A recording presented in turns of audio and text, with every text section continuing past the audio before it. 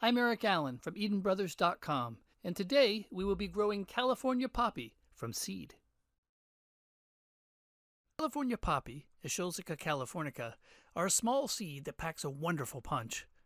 In warm weather like its namesake, California, it is a perennial, while in areas that have a winter season, it acts like an annual.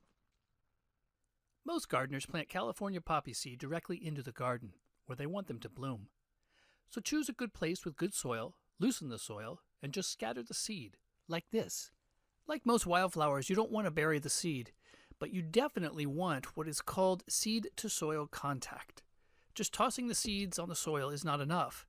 You have to press them into the dirt. Again, don't bury them, just press them into the soil, like this. On larger plantings, this can be done with a lawn roller or even a piece of plywood, and then watered until they sprout, which should be in about a week. Of course, the hybridizers have been at work on California poppy, and at EdenBrothers.com we have many of the different colors that they've come up with. The natural wildflower, however, blooms mostly in orange and gold. It is an excellent edging plant, or can be used wherever you need a patch of color. For height, California poppy usually grows about a foot high.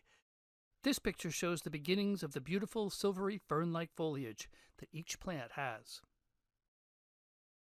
As for zones, California poppy will grow in all of them. California poppies are very easy to grow, and you can plant them in spring or fall after frost.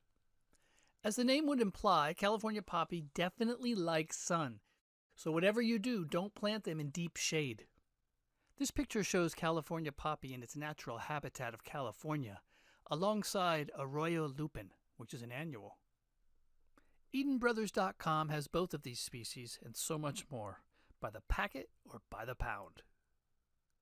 I'm Eric Allen from EdenBrothers.com, the seediest place on earth.